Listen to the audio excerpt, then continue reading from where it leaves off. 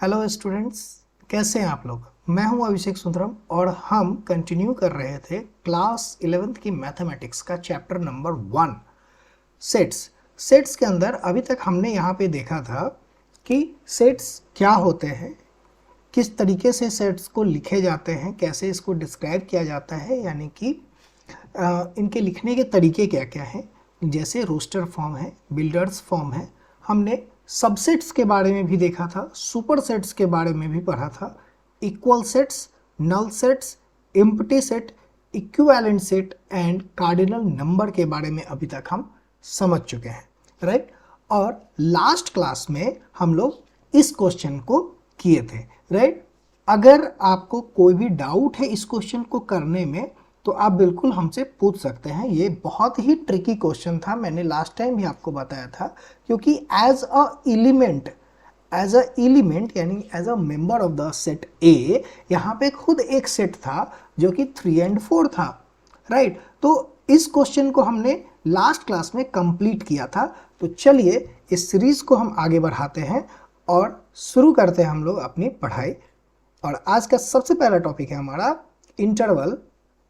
Intervals के बारे में हम जानते हैं। अब ये इंटरवल क्या होता है, देखो, अगर मैं आपको कहता हूं कि कोई नंबर x है, ठीक है, वो 1 से बड़ा है बट 5 से छोटा है, राइट। अगर मैं इस तरीके से अगर कोई चीज लिखता हूं, इसका मतलब क्या है कि x is greater than 1 but less than 5। Same चीज को अगर मैं कुछ इस तरीके से लिखूं तो मैं इसे बोलूंगा कि x greater than equal to 1 but less than equal to 5। देखो, बोलने में अलग अलग है ना, इसलिए लिखने के लिए भी हम लोग इसको अलग अलग तरीके से ये लिखेंगे। तो कुछ वैसा ही इंडिकेशंस जो है वो इंटरवल में हम आपको बताएंगे कि किस तरीके से लिखा जाता है, ठीक है।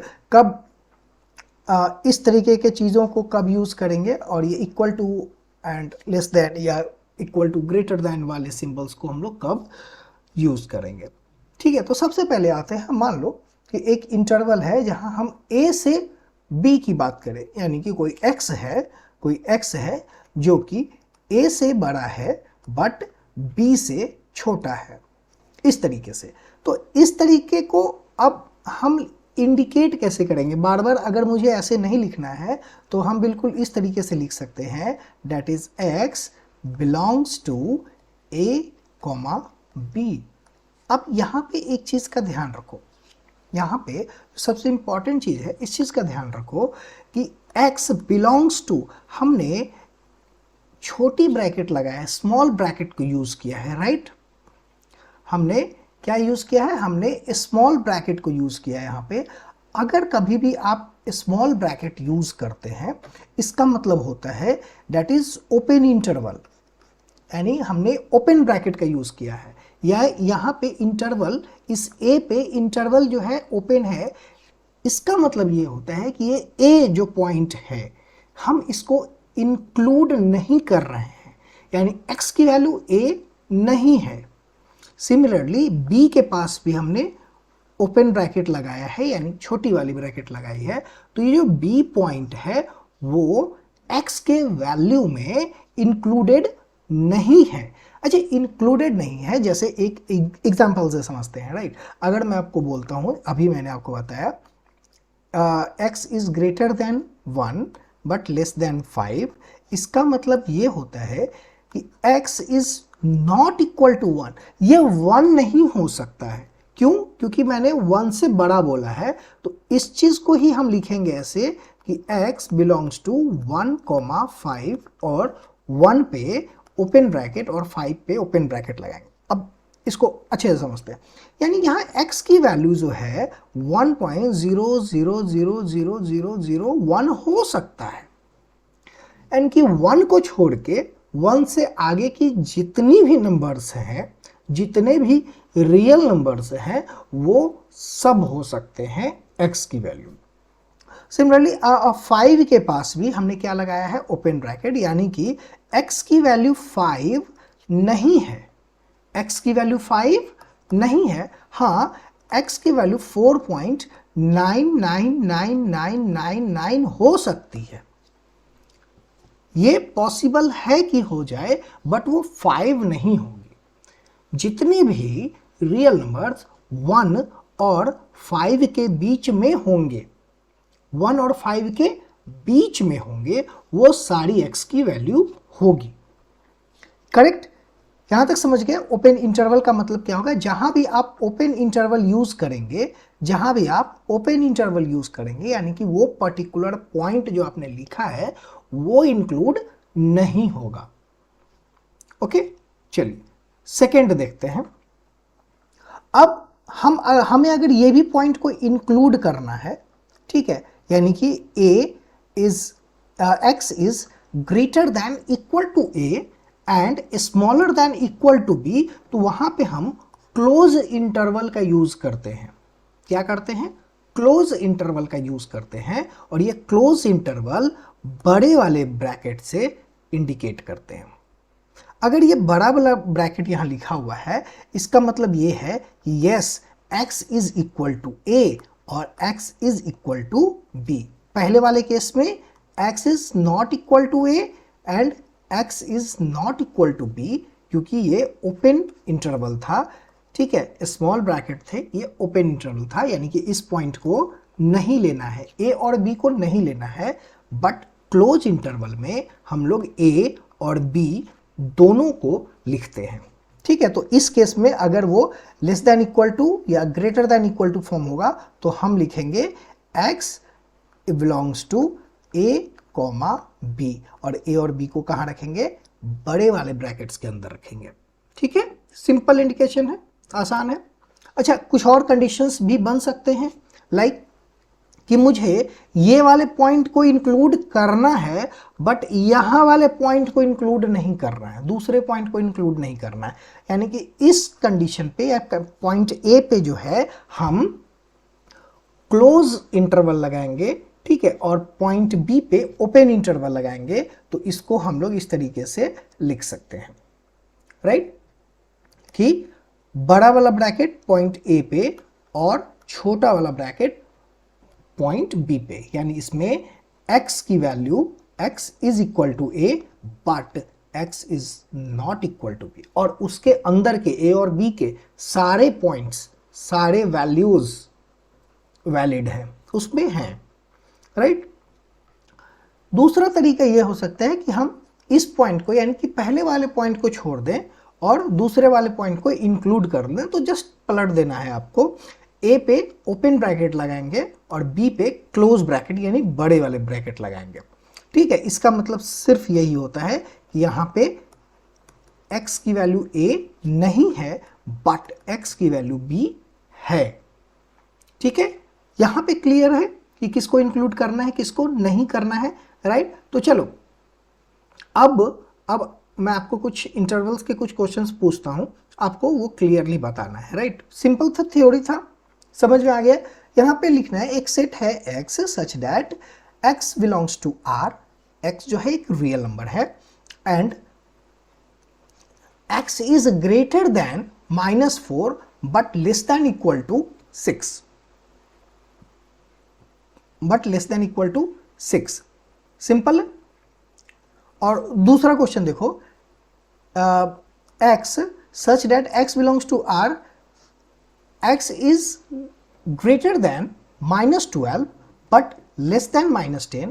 Again x belongs to r in third question, and x is greater than equal to 0 but less than 7, and in the final, the last one, x is greater than equal to 3 but less than equal to 4. तो किस तरीके से लगाएंगे? यहाँ इस तरीके से लिखेंगे, क्योंकि यहाँ पे -4 इंक्लूडेड नहीं है, देखो यहाँ इक्वल टू का साइन नहीं है, राइट। तो -4 पे ओपन ब्रैकेट, बट 6 वाले पे इक्वल टू का साइन है, यहाँ पे इक्वल टू का साइन अवेलेबल है, इसलिए इस पे क्लोज ब्रैकेट यानी कि 0.6 को इंक्लूड करना है, करेक्ट। नेक्स्ट में देखेंगे कि -12 जो है वो इंक्लूडेड नहीं है, इवन -10 भी इंक्लूडेड नहीं है। अगर दोनों इंक्लूडेड नहीं है तो दोनों पे ओपन ब्रैकेट लगेगा। इस केस में क्या है, 0 इंक्लूडेड है बट 7 इंक्लूडेड नहीं है। 0 x is greater than equal to 0 है, राइट। तो 0 को इंक्लूड किया, 7 को इंक्लूड नहीं किए हैं तो 0 पे क्लोज ब्रैकेट और 7 पे ओपन ब्रैकेट। सिमिलरली लास्ट वाले केस में हम दोनों में इक्वल टू का साइन भी अवेलेबल है, तो इसलिए दोनों नंबर पे क्लोज इंटरवल लगेगा, यानी कि बड़ी वाली ब्रैकेट लगेगी। क्लियर है? चलिए, अब अभी तक मैंने क्या किया, एक सेट बिल्डर फॉर्म दिया था, उसे आपने रोस्टेड फॉर्म निकाला था। अब यहाँ पे सेट बिल्डर फॉर्म में दिया हुआ है और इसको आपको रोस्टेड फॉर्म में निकालना है। क्लियरली यहाँ पे क्या होगा, -3 और 0 दोनों इंक्लूडेड नहीं है क्योंकि दोनों पे ओपन ब्रैकेट लगे हैं। इस केस में 6 पे क्लोज ब्रैकेट है, 12 पे भी क्लोज ब्रैकेट, यानी दोनों इंक्लूड होंगे। थर्ड कंडीशन में क्या है, 6 पे ओपन ब्रैकेट है और 12 पे क्लोज ब्रैकेट है, मीन्स 6 इंक्लूड नहीं होगा बट 12 इंक्लूड होगा। 12 पे greater less than equal to का साइन आएगा, लेस देन इक्वल टू 12 होगा। Similarly in the last case it is greater than and equal to -13, equal to लेंगे क्योंकि ये क्लोज ब्रैकेट है, और 5 पे इक्वल टू का साइन को इंक्लूड नहीं करेंगे क्योंकि यहां पे ओपन ब्रैकेट है। राइट? होपफुली आप सभी स्टूडेंट को ये चीज समझ में आ रहा होगा, करेक्ट ना? ठीक है, बहुत ही सिंपल है। अब आते हैं हमारे एक नए टर्म्स के साथ जिसको हम कहते हैं पावर सेट। देखो, अभी हमने किसी भी सेट का क्या निकालना, सबसेट निकालना सीख लिया है। क्या? सबसेट। अगर कोई सेट ए था, फॉर एग्जांपल कोई ए सेट था जिसमें वैल्यू 1 एंड 2 थे, तो इसके सबसे पहले कार्डिनल नंबर क्या थे, तो कार्डिनल नंबर 2 हो गया क्योंकि नंबर ऑफ एलिमेंट्स 2 हैं इस पे। राइट? और नंबर ऑफ सबसेट क्या थे, नंबर ऑफ सबसेट 2 की पावर n, यानी कि 2 की पावर 2 दैट इज 4। और ये 4 कौन कौन, तो एक तो नल सेट बनता था, ठीक है, और एक 1 बन गया, एक 2 बन गया, और एक ये एलिमेंट सी सेट खुद बन गया अपना, ठीक है, इटसेल्फ। तो ये टोटल 4 इसके सबसेट थे। अब देखो, पावर सेट किसको कहते हैं, the collection of all subset of a set. अब अभी यहां पे सबसेट में क्या होता था कि इसके अंदर के एलिमेंट्स जो थे उनका ही हम लोग सेट बनाते थे। राइट? लेकिन अब पावर सेट कहता है कि जितने सेट हैं, ये सबसेट, जितने भी सबसेट हैं उनका एक सेट बना दो। ठीक है, जितने भी सबसेट हैं उनका एक सेट बना दो। कि अगर बोलूं कि पावर सेट ऑफ ए, तो ये क्या बन जाएगा, ये कुछ इस तरीके से बन जाएगा आपका। यानी कि इस पावर सेट ऑफ ए में जो एलिमेंट होंगे वो ए के सबसेट ही होंगे। यानी ए के एलिमेंट पावर सेट के एलिमेंट नहीं है, ए के जो सबसेट हैं वो अब एलिमेंट बन चुके हैं, वो उसके मेंबर्स बन गए हैं। करेक्ट? आगे क्वेश्चन अभी बनाएंगे और ज्यादा क्लियर हो जाएगा। ठीक है, जैसे यहां पे एक और एग्जांपल आपको दिया गया है कि जैसे सेट ए है जिसमें ए बी सी लिखे हैं, तो इसके टोटल सबसेट क्या बन जाएंगे, एक तो नल सेट बनेगा, empty set, then A B C, A B C, C A and A B C, total number 8।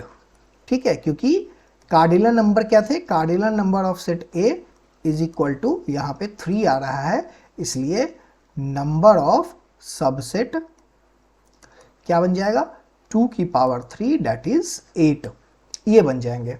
अब पावर ऑफ सेट ए क्या बन जाएगा, ये जितने भी सबसेट्स हैं, ये जितने भी सबसेट्स हैं उनको ही हम सेट के अंदर में डाल देंगे कि वो हमारे अगर उसके सेट जो होंगे उनके ग्रुप जो है, यानी group of all subset, the collection of all subset. Yes, उसमें नल भी इंक्लूडेड होगा और वो जो सेट है वो इटसेल्फ, वो खुद भी इंक्लूडेड होगा उसमें। तो इनको हम बोलते हैं power of set.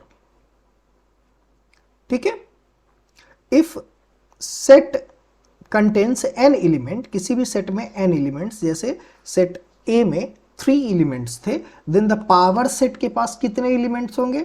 Of course 2 की पावर 3, यानी कि जितने सबसेट बनेंगे वही तो उस पावर सेट के एलिमेंट्स हैं, करेक्ट? यानी कि 2 की पावर n एलिमेंट्स होंगे किसके? पावर सेट के। तो पावर सेट का जो एलिमेंट है वो खुद एक सेट है, और वो कौन है? तो वो है सेट ए के सबसेट्स जितने भी बनते हैं वो। ठीक है, थ्योरी अगर थोड़ा सा भी कंफ्यूजन है, एग्जाम्पल देखते हैं, लाइव एग्जाम्पल यहां देखेंगे, नंबर्स के ऊपर एग्जाम्पल देखेंगे, आपको क्लियरली समझ में आ जाएगा। कह रहा है कि how many elements has P of A, that is power set of A, if A is equal to 1 and 2। A के पास एलिमेंट्स हैं 1 and 2, तो पावर सेट क्या होगा? ठीक है, तो कह रहा है कि कितने एलिमेंट्स होंगे। अगर सिंपली आपसे अगर एलिमेंट्स निकालने अगर पूछ रहा है, जैसे कि इस क्वेश्चन में है, तो आप ये निकाल सकते हैं कि कार्डिनल नंबर ऑफ ए कितने हैं। तो cardinal number of A is 2 actually. ठीक है, तो cardinal number of P of A क्या हो जाएगा? तो 2 की पावर 2, यानी कि नंबर ऑफ सबसेट्स जो होंगे वही होंगे कार्डिनल नंबर्स के बराबर। ठीक है, ऑफ कोर्स, तो इसमें भी नंबर ऑफ एलिमेंट बिल्कुल उतने ही होंगे, यानी कि total number of subset of A, subset का A क्या होता? 2 की पावर n।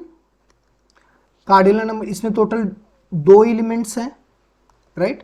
यहाँ पे n इज इक्वल टू 2 है, तो ये 2 की पावर 2 की power 2 that is 4।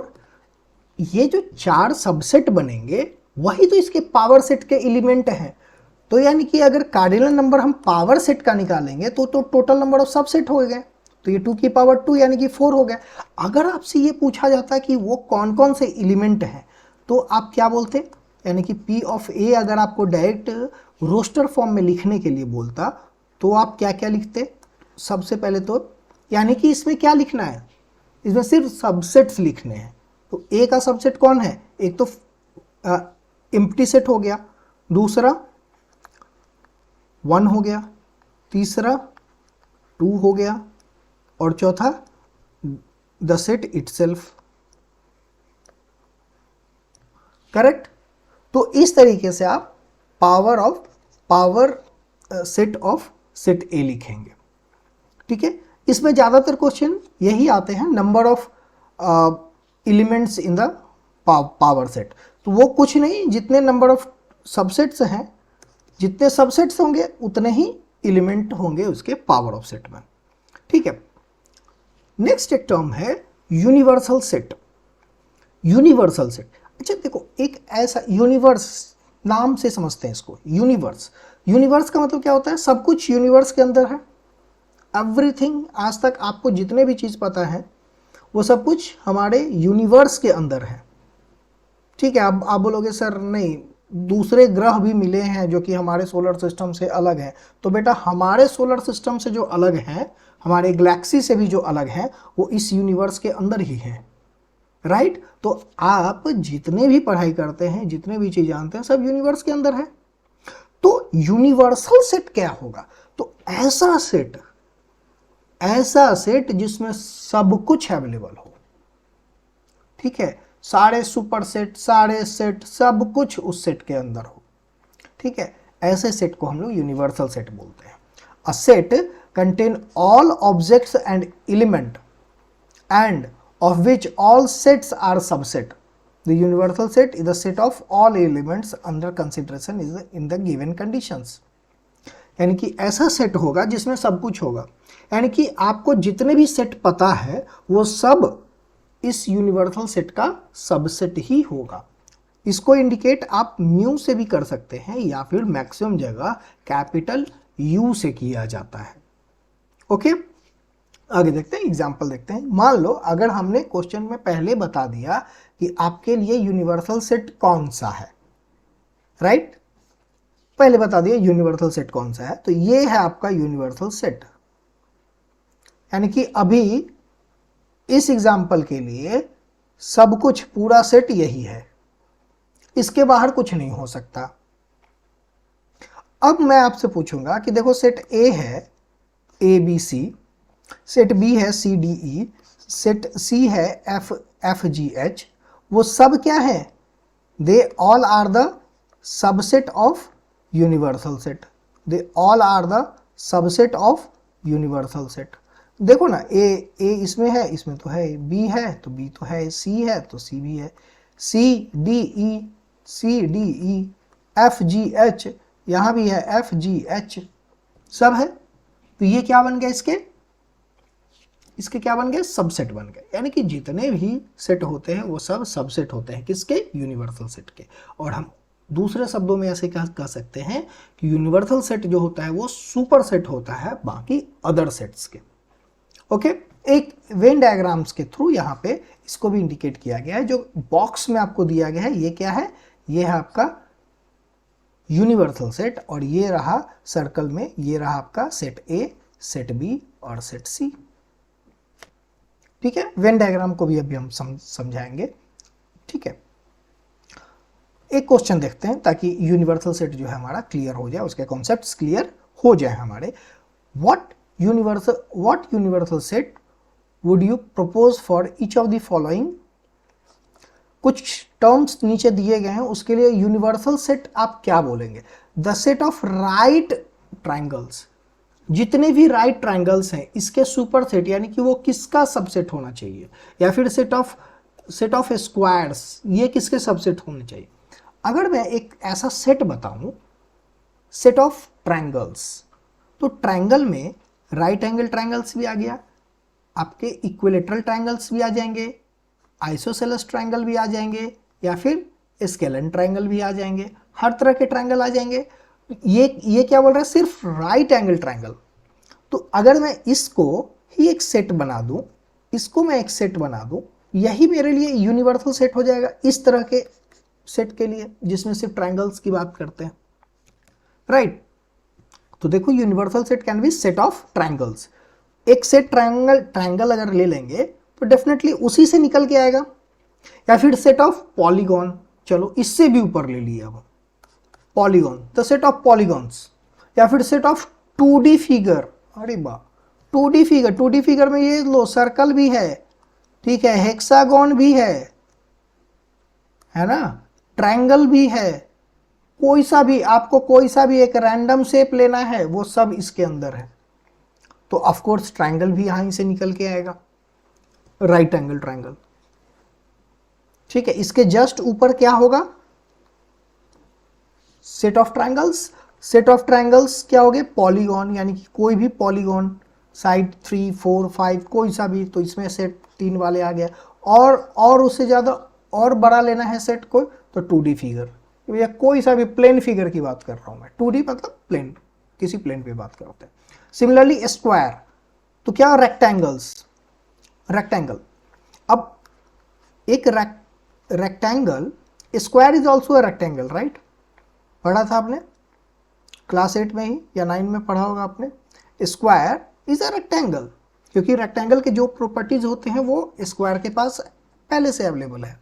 Even square के पास कुछ स्पेशल प्रॉपर्टीज हैं, ठीक है, जिसलिए हर रेक्टेंगल स्क्वायर नहीं हो सकता। तो सेट ऑफ स्क्वायर ये कहां से निकल के आता है? तो सेट ऑफ रेक्टेंगल से निकल के आएंगे। इवन अगेन ये सारे सेट ऑफ पॉलीगॉन से निकल के आएंगे, या फिर 2D फिगर, ये तो एकदम यूनिवर्सल हो गया। आप कोई सा भी फिगर्स, 2D फिगर्स की अगर बात करोगे, आप ट्रायंगल्स की बात करो, आप स्क्वायर, आप रेक्टेंगल की बात करो, आप सर्कल की बात करो, आप पेंटागन की बात करो, आप हेक्सागन की बात करो, ठीक है, या ऑक्टागन की बात करो, वो सब कुछ किसके अंडर है? डेफिनेटली वो 2D फिगर्स के अंदर है। हाँ, क्यूब, क्यूबॉइड, कोन, ये सब चीज इसके अंदर नहीं आएंगे, वो सब 3D फिगर्स के अंदर आते हैं। फाइन, बस आपको इससे बड़ा एक सेट बता देना है, वही आंसर हो जाएगा इसका। नंबर्स के ऊपर हम कुछ देख लेते हैं ताकि और भी क्लियरिटी मिले आपको। एक सेट ए दिया हुआ है यहाँ पे, ठीक है, जिसमें एलिमेंट्स है 1, 3, 5। सेट बी है जिसके एलिमेंट्स है 2, 4, 6, और सी के एलिमेंट्स हैं 0, 2, 4, 6, 8। ठीक है, इसमें for which may be consider as a universal set for all the 3 sets ABC। अब यहाँ पे कुछ सेट आपको नीचे दिए गए हैं, राइट। अब बस हमसे ये पूछ रहा है कि किसके लिए इन सेट्स को हम एक यूनिवर्सल सेट मान सकते हैं, यानी कि दिए गए सेट के कौन से सुपर सेट हो सकते हैं। करेक्ट, हमारे ऊपर जो है जहां से हम निकल के आएंगे वो हमारे लिए क्या बन जाएगा, यूनिवर्सल सेट बन जाएगा। तो मुझे खोजना है ऐसे, ठीक है, कि कौन सा टर्म जो है किसको अच्छे तरीके से सबसेट बना रहा है, वो उसको बना रहा है तो वो सुपर यूनिवर्सल सेट बन जाएगा उसके लिए। तो देखो ए में क्या है 1 3 5, इसमें है 1 3 5, ये भी है 2 4 6, इसमें है 2 4 6 है 0 2 4 6 8, इसमें है क्या 0 2 4 6 8, बिल्कुल है। तो ए जो है ये भी इसका सबसेट है, बी भी इसका सबसेट हो गया और सी भी इसका सबसेट हो गया। So can be universal set for जो गिवन सेट है, ठीक है, जो ये गिवन सेट है वो ए बी या सी तीनों के लिए यूनिवर्सल सेट कंसीडर किया जा सकता है, माना जा सकता है इसको। अब दूसरे में आओ, 0 1 2 3 4 5 6 ए ई, इसमें तो नहीं, हाँ देखो 1 3 5 1 1 3 5 तो इसमें अवेलेबल है, तो ये ए के लिए सबसेट तो बन गया, ए इसका सबसेट बन गया, यानी कि ए के लिए इसको हम यूनिवर्सल सेट मान सकते हैं, सुपर सेट मान सकते हैं। बी के लिए मान सकते हैं, चलो देख लेते हैं, 2 4 6 चेक कर लेते हैं, 2 4 6 यस अवेलेबल है, तो बी के लिए भी हो गया। लेकिन सी के लिए देखो, इसमें सी में ना एक 8 है और इसमें 8 अवेलेबल ही नहीं है, तो ये सी इसका सबसेट नहीं बन सकता है। तो ये वाला जो गिवन सेट है वो सिर्फ यूनिवर्सल सेट बन सकता है, can not be universal set for A B C. तीनों के लिए यूनिवर्सल सेट हम नहीं बना सकते हैं, करेक्ट, क्योंकि किसी भी एक का अगर एलिमेंट यूनिवर्सल सेट में नहीं है तो वो उसका यूनिवर्सल सेट कैसे बन गया, नहीं बन सकता है।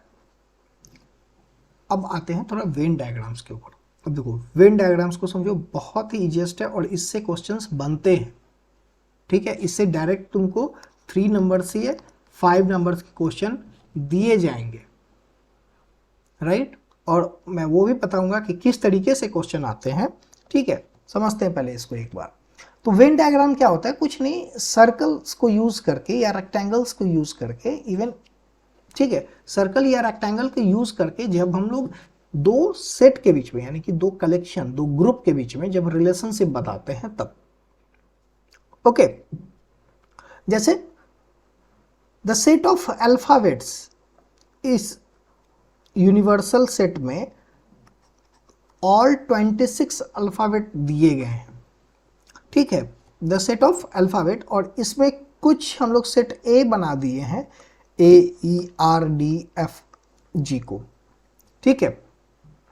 तो ये क्या बन गया, एक तरीके से इलस्ट्रेशन है आपका, बस समझाने के लिए आपको दिया गया है कि यस ए जो है वो इसी से रिलेटेड है, किस तरीके से रिलेटेड, जैसे natural number is a subset of whole number and that is also the subset of Z means integers.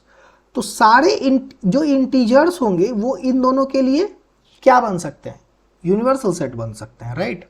तो जेड के अंदर में डब्ल्यू आएगा और डब्ल्यू के भी अंदर में क्या आ जाएगा, नेचुरल नंबर आएगा, करेक्ट। अब यहाँ एग्जाम्पल से हम आपको ये समझाते हैं कि किस तरीके से ये आपका वेन डायग्राम काम करता है, ठीक है। और इसके अलावा जैसे एक और आप एग्जाम्पल ले लो, फॉर एग्जाम्पल कि मैं आपके पेन की बात करता हूँ, ठीक है। मान लो कि मैंने एक सर्कल बनाया, this circle represent pen, this circle represent a pen, okay.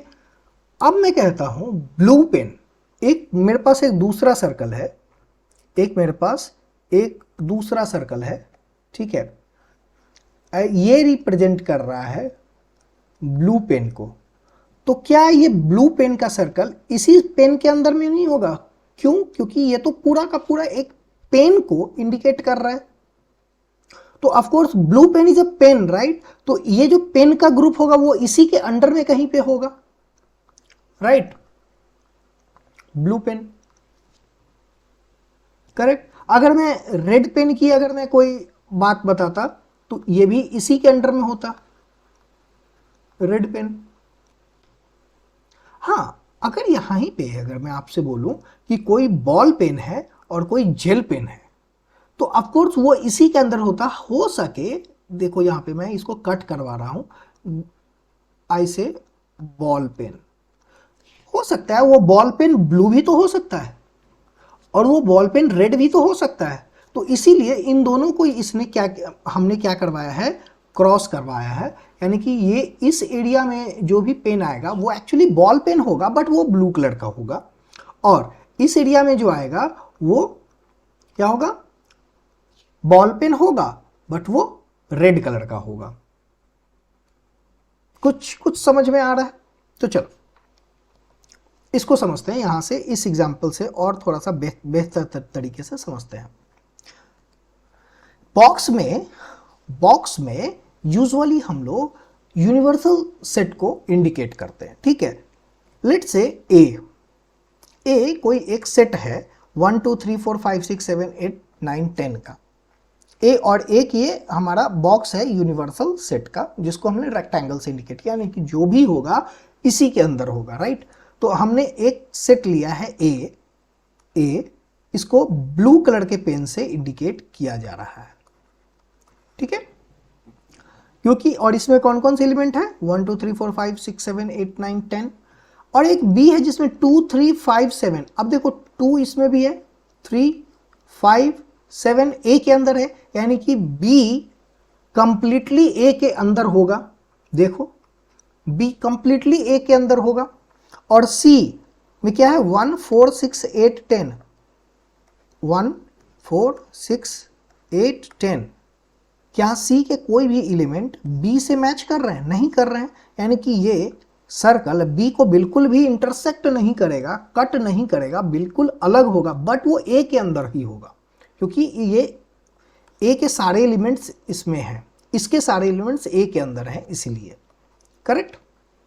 ये वाला सी को इंडिकेट कर रहा है और ये बी को इंडिकेट कर रहा है, और ये सब कुछ किसके अंदर हो रहा है, यूनिवर्सल सेट के अंदर। यस, यूनिवर्सल सेट के बाहर हम कभी नहीं जाने वाले हैं। इसका मतलब सिंपल है, अगर सिर्फ वेन डायग्राम अगर मैं देखूं तो मैं ये कह सकता हूं कि all element of B is belongs to set A and all but not belongs to set C, क्योंकि बी और सी के बीच में कोई इंटरसेक्शन नहीं दिया है, is not belongs to C. Also मैं एक और चीज कह सकता हूं कि जो the all element of C is belongs to set A, right? All element of C is belongs to set A, correct? यानी B is a subset of A and C is also the subset of A. Okay, बस ये चीज Venn diagram से बस आपको ये समझना है कि कौन किसका सबसेट है, कौन सुपरसेट बन रहा है और कौन सबसेट्स बन रहा है। ओके फाइन,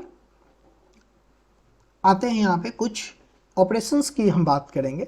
आपको यूनियन समझना है, इंटरसेक्शन समझना है, यही दो चीज़ हैं पूरे सेट्स के अंदर, और इसी से क्वेश्चंस निकल के आते हैं। जब आप यूनियन और इंटरसेक्शंस की बात करते हैं तो बहुत तरीके के क्वेश्चंस यहाँ से निकल के आएंगे।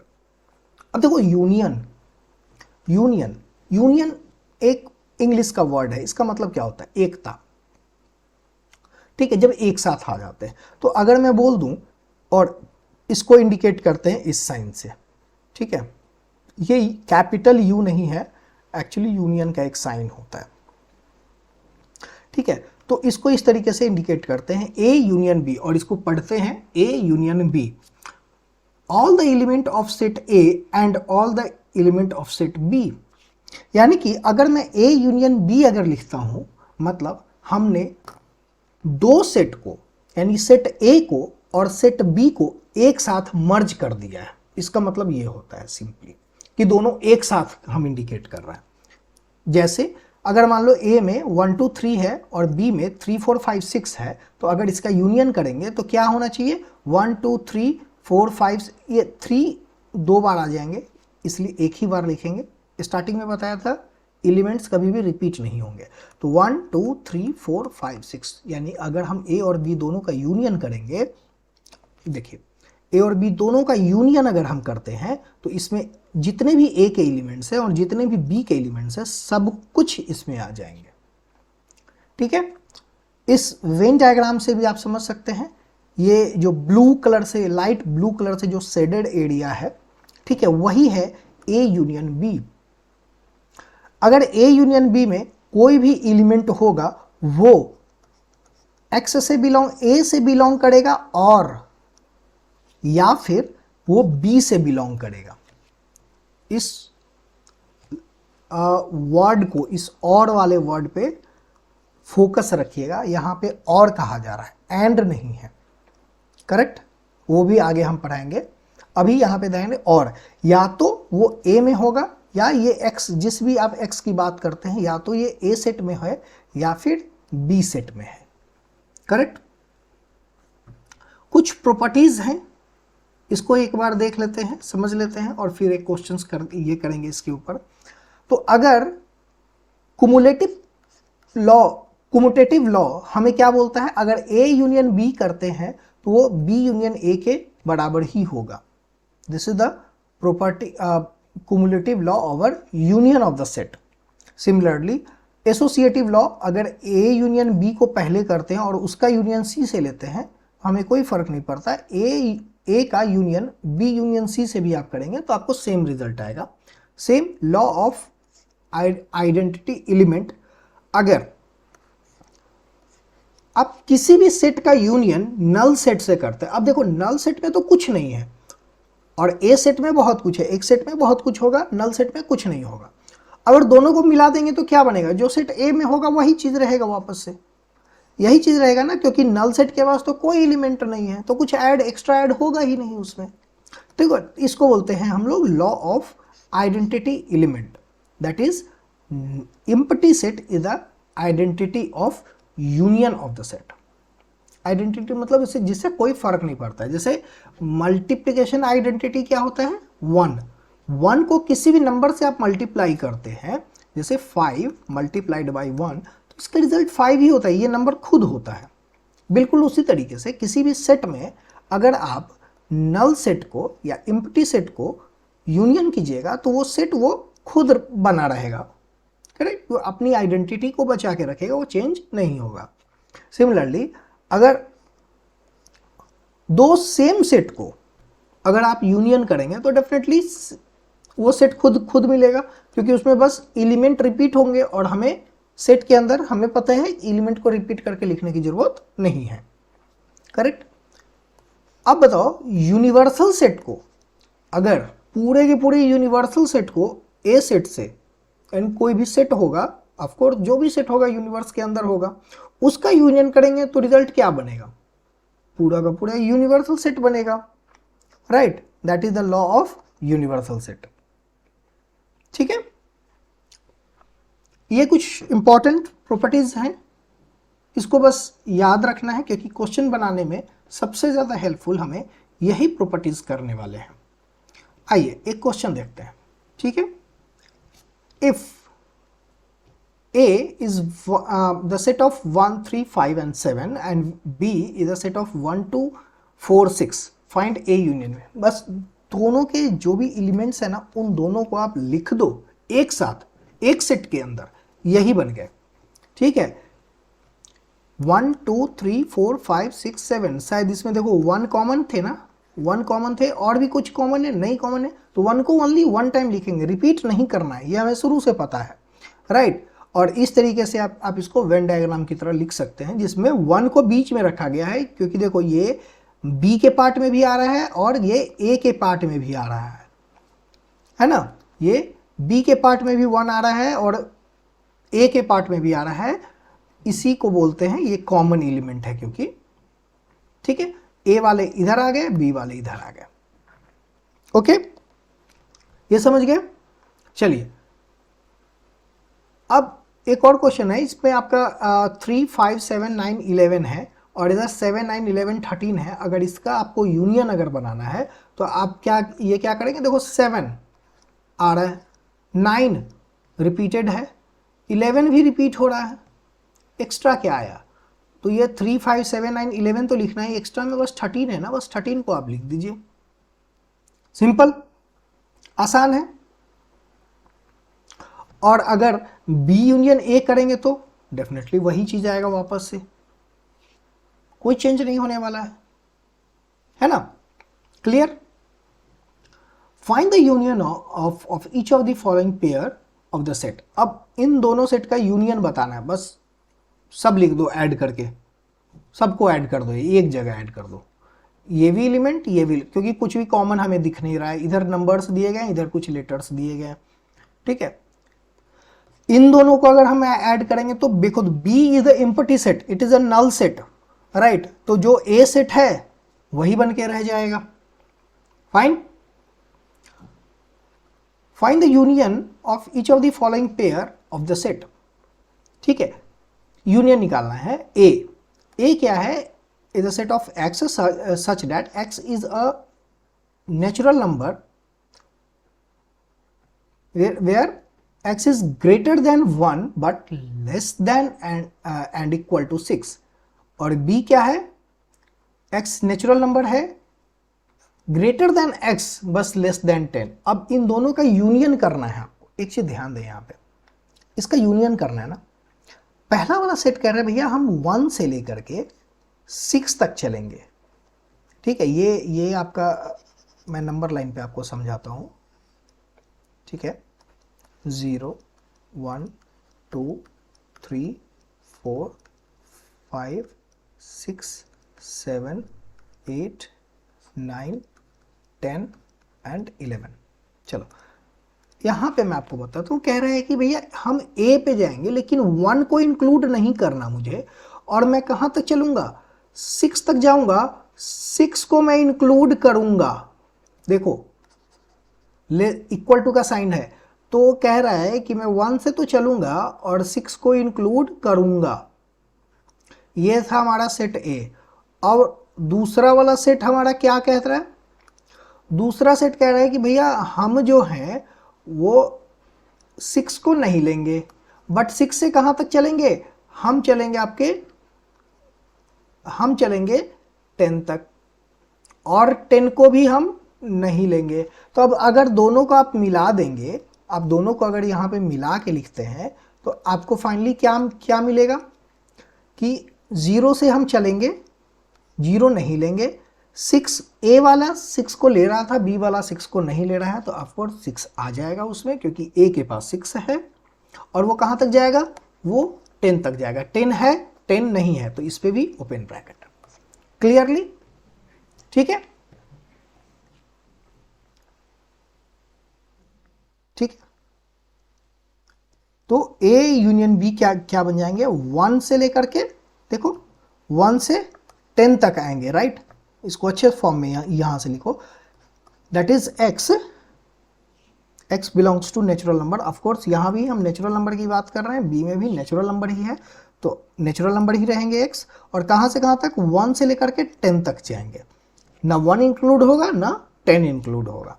क्लियरली, अगर आप इसको रोस्टेड फॉर्म में ये लिखेंगे तो कुछ इस तरीके से आएंगे। दोनों का आप यूनियन करेंगे तो आप चेक करेंगे कि इसमें 1 से लेकर के 10 तक के सारे एलिमेंट्स आ गए हैं, बट 1 एंड 10 इंक्लूडेड नहीं है। क्लियर। चल एक और क्वेश्चन देख लेता हूं। सेट ए में ए एंड बी है, बी में ए बी सी है, तो क्या ए जो है वो बी का सबसेट है, क्या ए जो है वो बी का सबसेट है। सबसेट के लिए हमने क्या बताया था कि एक सेट का सारा एलिमेंट अगर दूसरे सेट में अवेलेबल है तो उसका सबसेट बन जाएगा। तो ये देखो यहां से जो ए है ये अवेलेबल है और बी यहां भी अवेलेबल है, तो ऑफकोर्स ए जो है उसका सबसेट तो है ही, करेक्ट, क्योंकि इसमें ए और बी है और ए बी सेट बी के पास भी है, तो ये सबसेट तो है, हमें पता चल गया। अब दोनों का यूनियन करेंगे अब दोनों का यूनियन करेंगे तो क्या आएगा, जो सुपर सेट होगा वही तो आंसर होगा ना, क्योंकि लॉ ऑफ यूनिवर्सल सेट में हमने क्या देखा था, यूनिवर्सल सेट का किसी भी सेट के साथ अगर आप यूनियन करते हैं तो रिजल्ट में यूनिवर्सल सेट आ जाता है, ठीक है। और सेट ए के लिए यूनिवर्स तो भाई बी ही है, क्योंकि वो बी से आगे नहीं जा पा रहा है, राइट। तो इन दोनों को अगर आप करेंगे तो क्या मिलेगा, ए बी सी मिलेगा, जो कि बी के बराबर है।